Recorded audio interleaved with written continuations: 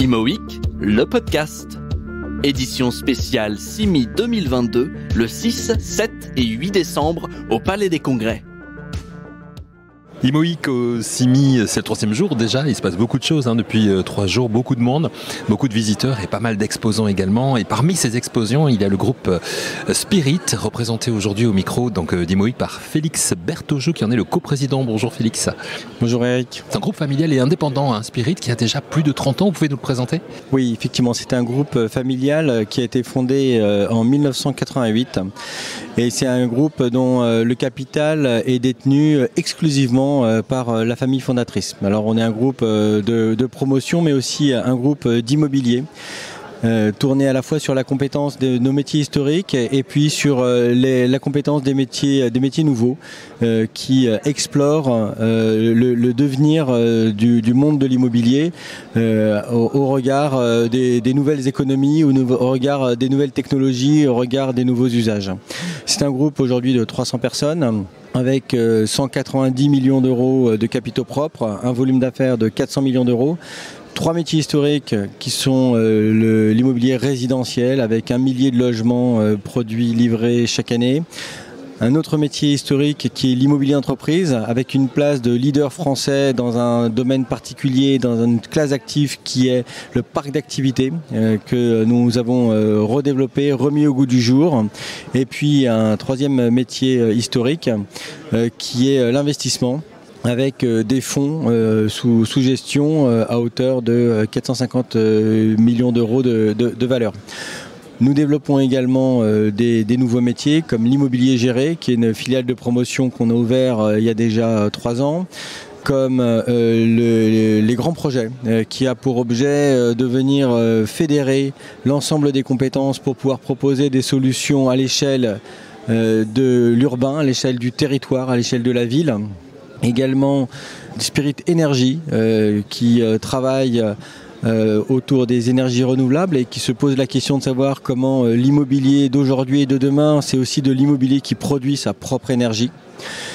Également le crowdfunding qui nous permet d'explorer une nouvelle manière de financiariser le monde de l'immobilier.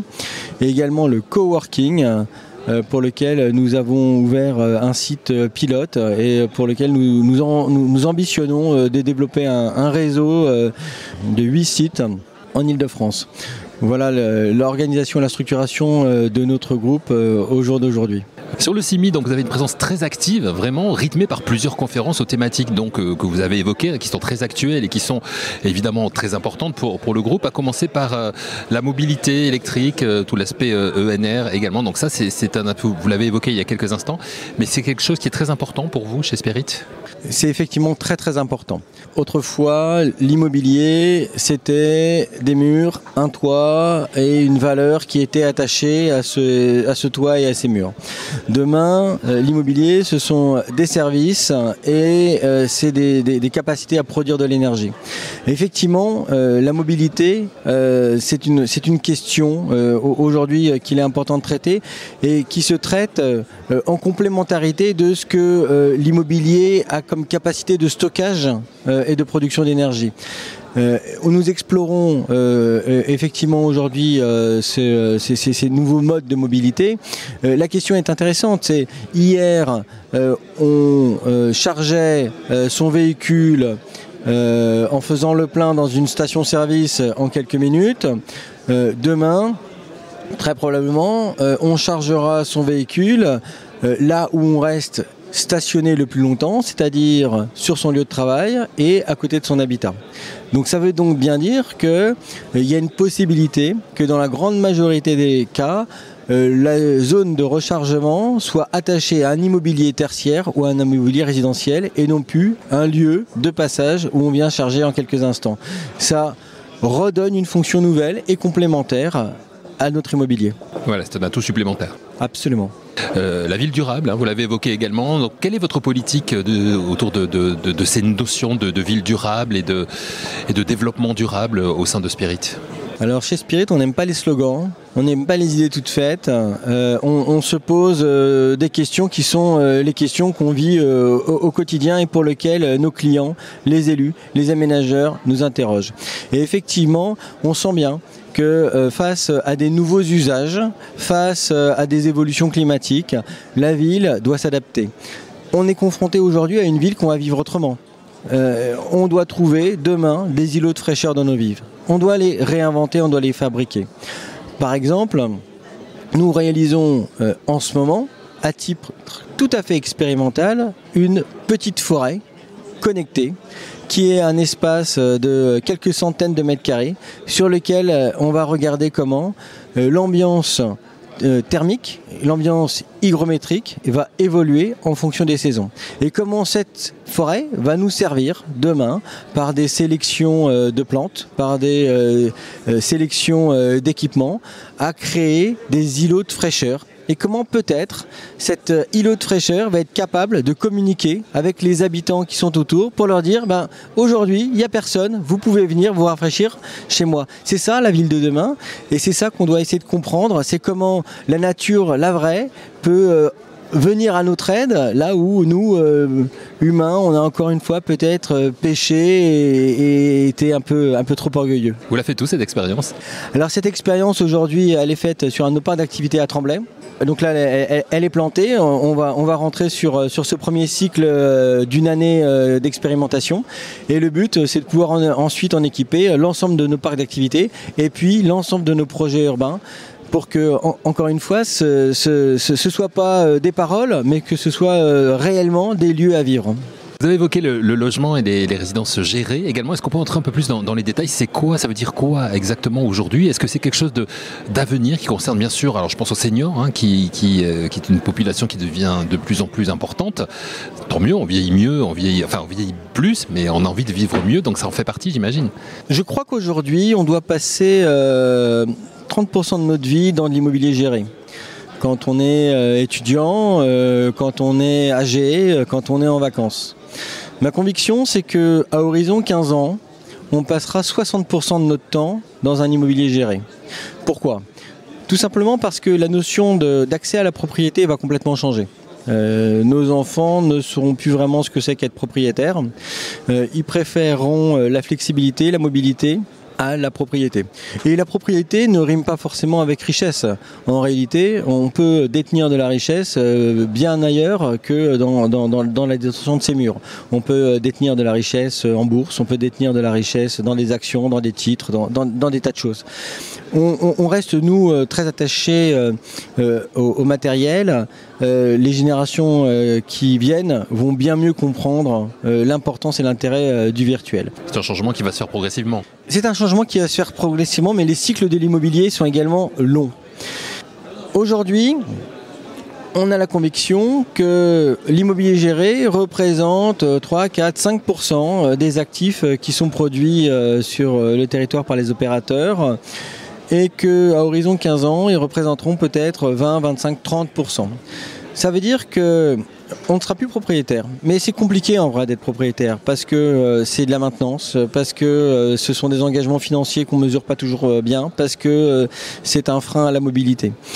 À côté de ça, on a des professionnels qui ont une compétence pour pouvoir gérer et détenir des actifs.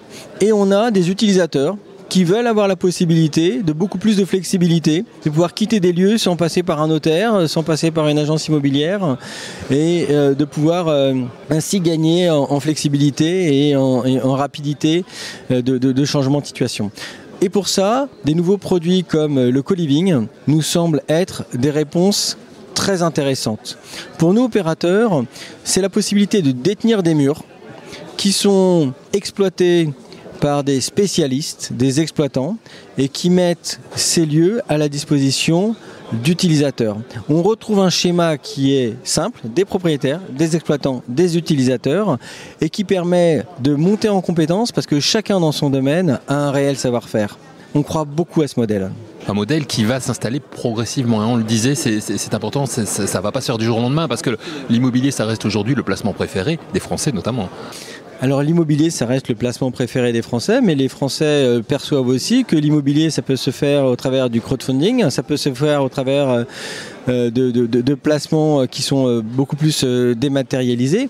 Ce qui fait que ça va se faire lentement, c'est pas que les Français vont vouloir investir dans l'immobilier. L'immobilier a toujours pris de la valeur, mais ce ne sera peut-être pas toujours le cas. Ce qui va faire la différence, c'est que ce sont surtout les aménageurs et les élus qui vont comprendre qu'au travers de ces produits, c'est aussi des réponses qui sont à apporter à leurs habitants, à leurs administrés, qui ont un accident de parcours, qui ont besoin de pouvoir se reloger, qui, l'espace d'un moment, sont en transit. Et aujourd'hui, cette flexibilité, cette simplicité est difficile à trouver. Et on a la conviction que des produits comme les résidences-services, comme le co-living, sont tout à fait adaptés à ces nouveaux besoins, à ces nouveaux usages. Donc là, on se projette. On revient un petit peu en arrière, si vous le voulez bien, Félix, avec cette année difficile que l'on vient de traverser, 2022, avec une crise géopolitique, une inflation, avec une montée des taux également, une baisse de volume du logement neuf. Quel bilan vous tirez pour Spirit de cette année 2022 et quels sont vos objectifs pour 2023 ?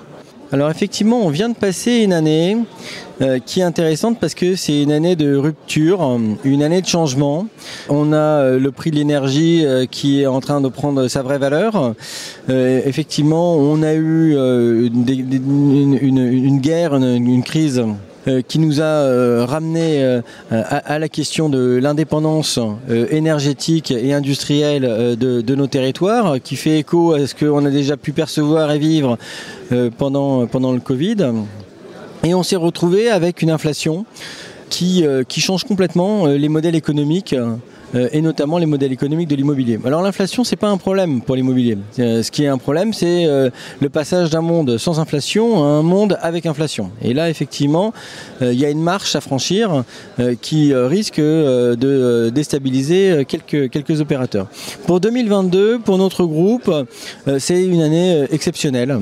Nous n'avons jamais commercialisé autant de résidentiel, nous n'avons jamais commercialisé autant d'immobilier d'entreprise et nous avons atteint l'ensemble de nos objectifs. Pourquoi ?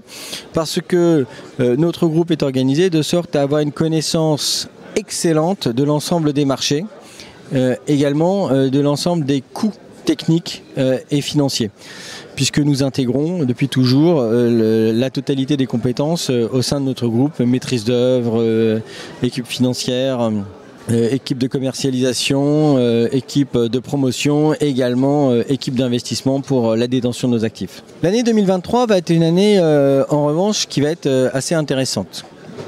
Très probablement qu'il va falloir contrôler l'ensemble de nos rythmes d'écoulement, l'ensemble de nos coûts de construction et être très agile pour évoluer dans ce panorama. Nous, on aime beaucoup ces moments-là parce que c'est aussi créateur de beaucoup d'opportunités. Des opportunités de récupération d'opérations, de foncier, et également des opportunités de récupération de savoir-faire au travers de croissance externe.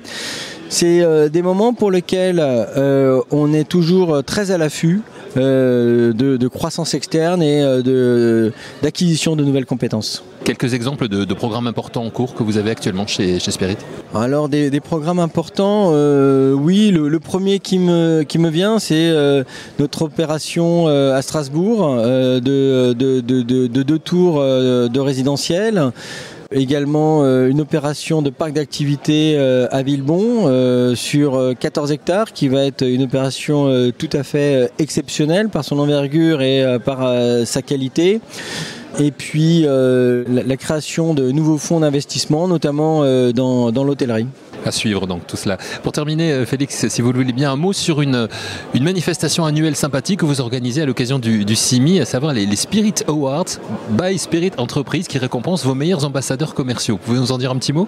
Oui, effectivement, c'est devenu un rendez-vous traditionnel qu'on réalise peut-être depuis une petite dizaine d'années maintenant. On est très proche de nos réseaux de commercialisation. On a des vraies relations de confiance et des relations professionnelles avec les commercialisateurs et c'est important pour nous de leur dire combien la qualité de leur travail compte pour nous et de partager des moments de convivialité. Alors, vous le savez, le deuxième jour du CIMI, c'est toujours le jour le plus long. On leur propose donc de venir sur notre stand à la première heure, à la fois pour prendre un déjeuner et prendre des forces, à la fois pour rencontrer une personnalité et à la fois pour qu'on puisse les remercier et leur dire que vraiment sans eux, on n'aurait pas la compétence commerciale qu'on est capable d'avoir aujourd'hui. C'était qui la personnalité cette année ? Alors cette année, c'était Laure Boulot qui est journaliste sportive et ancienne footballeuse professionnelle. En tout cas, un rendez-vous, je le disais, extrêmement sympathique. Merci beaucoup Félix Bertogeau. Merci beaucoup. Imo Week, le podcast. Édition spéciale CIMI 2022, le 6, 7 et 8 décembre au Palais des Congrès.